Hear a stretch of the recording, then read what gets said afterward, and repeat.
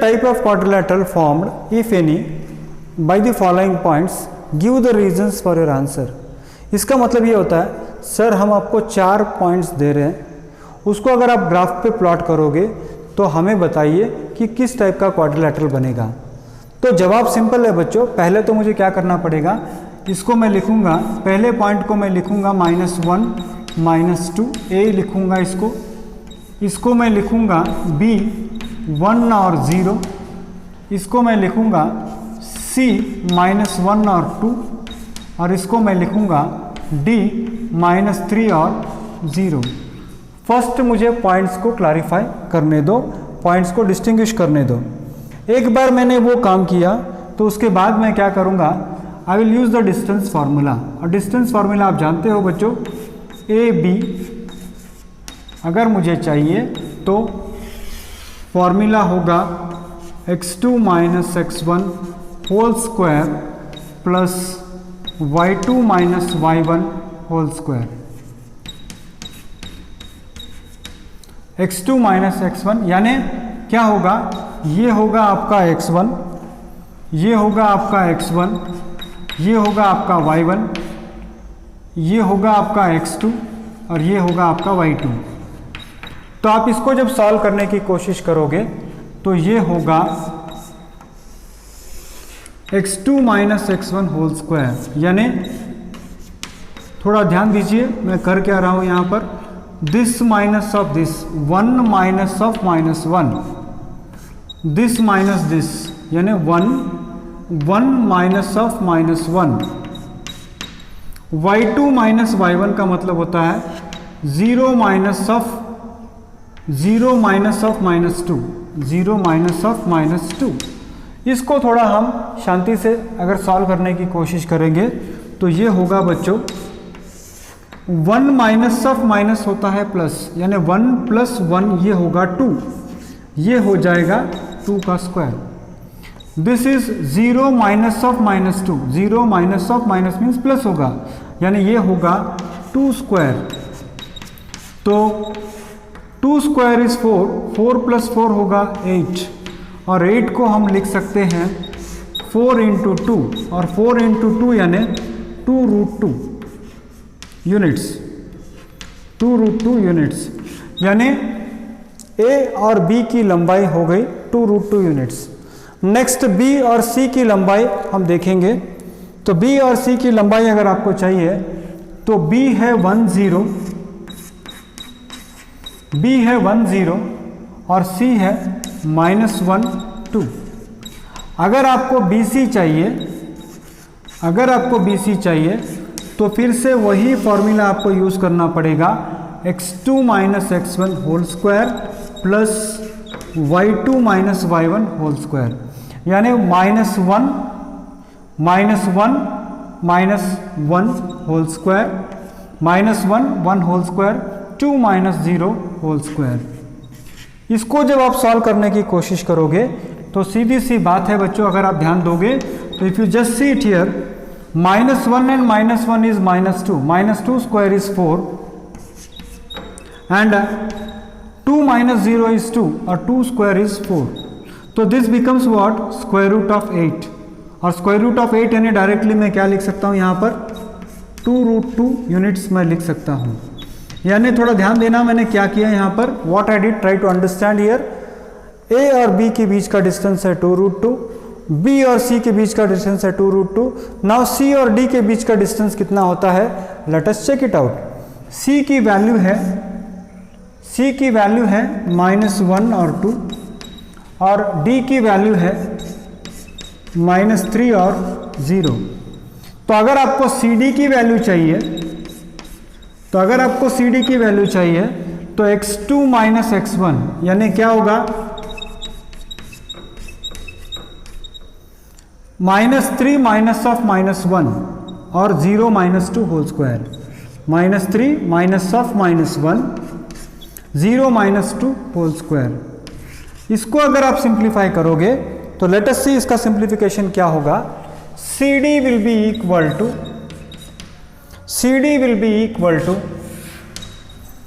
-3 minus of minus is plus, so -3 + 1 is -2 whole square plus 0 minus of 2 whole square means again 4, यानी this will be equal to 4 + 4 और 4 + 4 की value आती है फिर से 2√2 units. यानी सर ए से बी की लंबाई भी 2√2 है, बी से सी की लंबाई भी 2√2 है, सी से डी की लंबाई भी 2√2 है। अब नेक्स्ट बचता है ए से डी की लंबाई, A B, B C, C D और ए डी। तो ए डी कैसे ढूंढोगे आप? ए आपको दे रखा है, ए इज -1 -2, डी इज -3 0। अगर आपको ए डी चाहिए तो what you have to do is A D is equal to x2 - x1, यानी what again same x2 - x1 whole square plus y2 - y1 whole square. So x2 - x1 यानी -3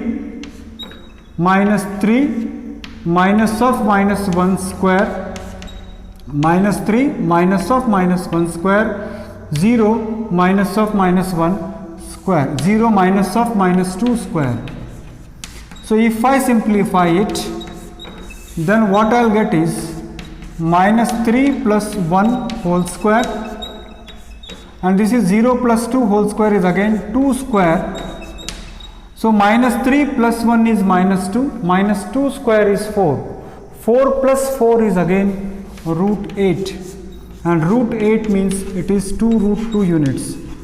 So children, what happens is, what you naturally feel is, आपको ऐसे लगता है sir all the 4 sides are equal sir, इसीलिए ये quadrilateral square होगा। देखिए, if all the sides are equal, then the quadrilateral may be a square, it may be a rhombus also. If opposite sides of a quadrilateral are equal, then the quadrilateral may be a rectangle or a parallelogram. But if all the sides of a quadrilateral are equal and diagonals are equal, it is a square. And if opposite sides of a quadrilateral are equal and diagonals are equal, then it's a rectangle. So अगर square है तो सारे sides equal होंगे, सारे opposite diagonals equal होंगे। Rectangle अगर है तो अपोजिट साइड्स इक्वल होंगे और डायगनल्स इक्वल होंगे। तो अब मुझे चारों साइड इक्वल मिल गए, अब मुझे डायगनल ढूंढना पड़ेगा। तो डायगनल कैसे ढूंढोगे बच्चों? अगेन ए सी आप ढूंढना पड़ेगा आपको। ए है -1 -2, ए है -1 -2 और सी है -1 और 2। तो ए सी आप ढूंढो, वही फॉर्मूला है x2 - x1 होल स्क्वायर और y2 - y1 होल स्क्वायर। तो x2 - x1 यानी -1, minus of -1 is +1, x2 - x1 यानी -1 माइनस ऑफ -1, y2 - y1 यानी 2 माइनस ऑफ -1 यानी 2 + 2 का square.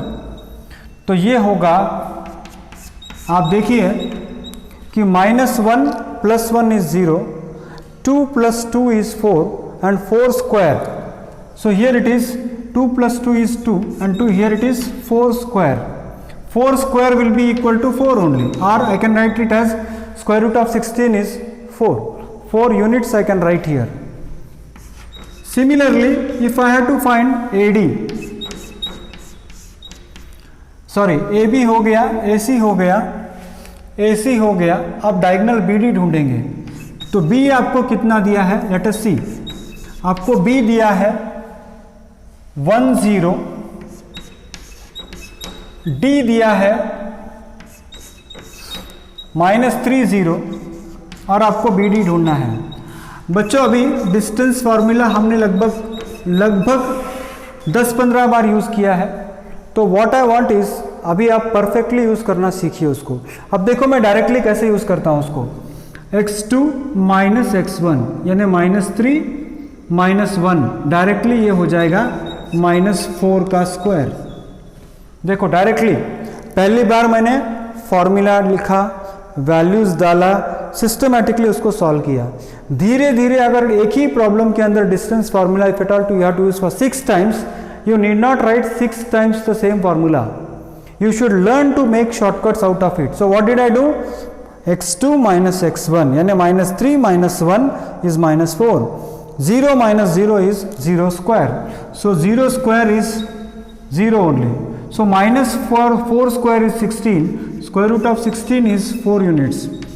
So what I got is, in this quadrilateral, all sides are equal and diagonals are also equal. So therefore I can say that all sides are equal, diagonals are equal, diagonals are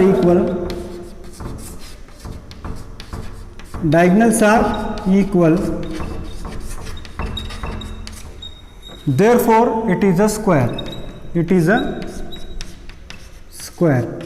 So children, in your textbook they have given you 2 more examples are there, and one pictorial example is there about Champa and चमेली.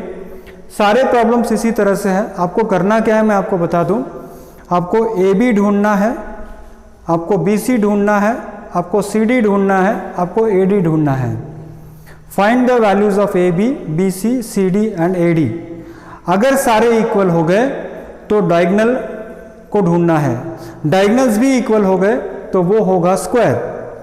अगर आपने values find out किया, opposite side से equal निकला, फिर भी diagonal ढूंढना है. अगर डायगोनल से इक्वल निकला तो वो रेक्टेंगल है, वरना वो रोम्बस है. तो मैंने एक टाइप का प्रॉब्लम सॉल्व किया है. आपको मैं 3 टाइप का प्रॉब्लम्स होमवर्क में दे रहा हूँ. आप उसको ट्राई कीजिए. नहीं आता है तो कमेंट बॉक्स में आप मुझे बताइए, ताकि मैं अपने अगले वीडियो के अंदर आपको इसको सॉल्व करके दूंगा. Find the point on the x axis which is equidistant from the point 2 minus 5 and minus 2 9. What is the meaning of this? इसका मतलब ये है कि एक पॉइंट है जो एक्स एक्सिस के ऊपर है और वो इससे और इससे समान दूरी पर है. तो मेरा जवाब ये है कि the point lies on X axis. If the point lies on X axis then Y coordinate is always 0. So what I will say is this point A x0, this point B I will take it, this point I will take it as C. Now AB is equal to AC. The distance from A to B and the distance from A to C are equal. That is what you should know. See here, if that is the case, that means what? AB is equal to AC. AB is equal to AC. Now you know the distance formula. The distance formula says, if I want the length of 2 points, the distance formula says AB is equal to x2 minus x1 whole square plus y2 minus y1 whole square. This is the formula. Now what we have got is A और B की दूरी, A और C की दूरी दोनों same है. तो इस फॉर्मूले को यूज़ करना है. तो इस फॉर्मूले को अगर यूज़ करना है तो मैं यहाँ पर इसको कैसे यूज़ करता हूँ, थोड़ा ध्यान देकर देखना आप. How I use the formula, that is very very important. तो देखो यहाँ पर व्हाट आई डू, इसको आई right like this.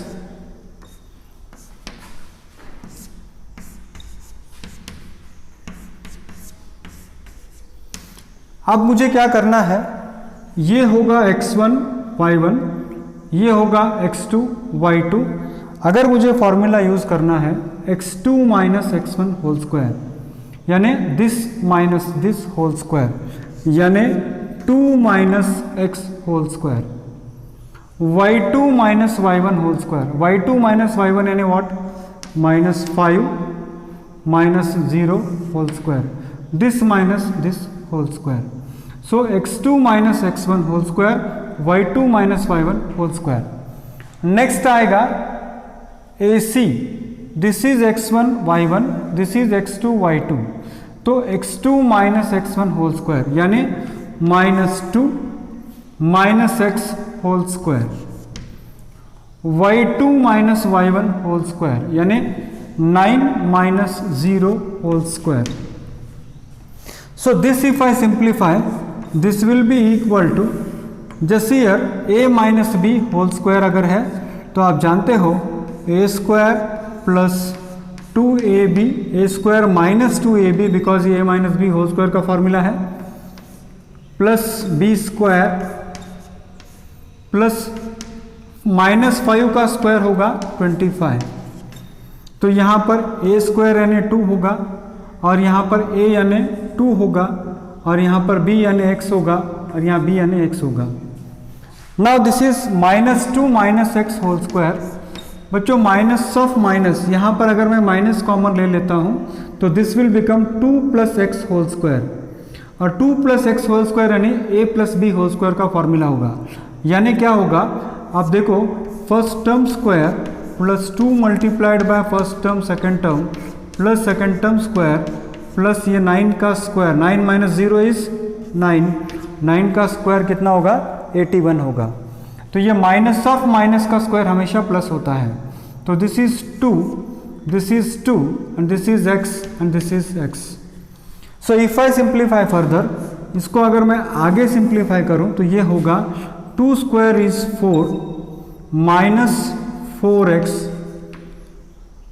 4x plus x square plus 25 and this will be equal to 2 square is 4, 2 2 4, 4x होगा plus x square plus 81.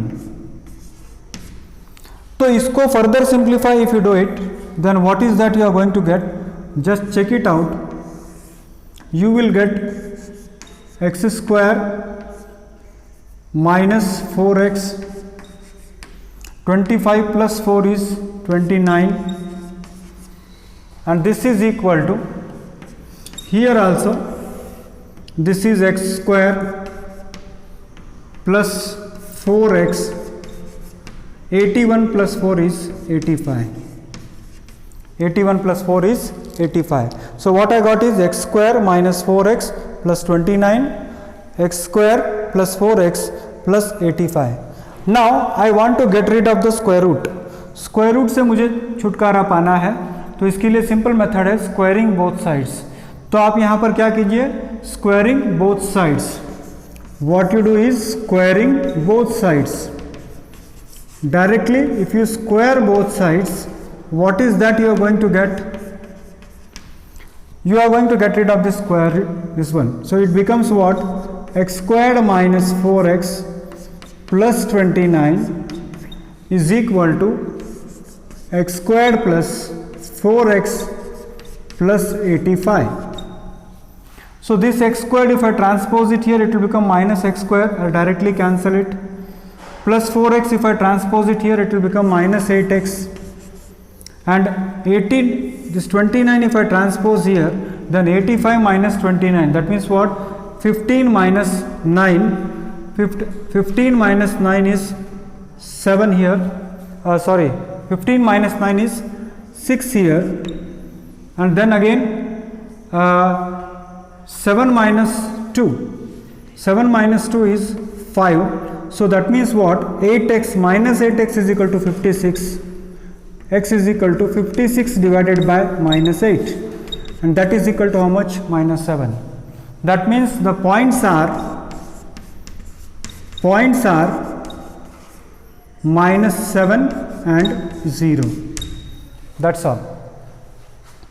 The next problem says find the value of y for which the distance between the points p 2 minus 3 q 10y is 10 units. That means already he has given you the distance, you have to calculate the value of y.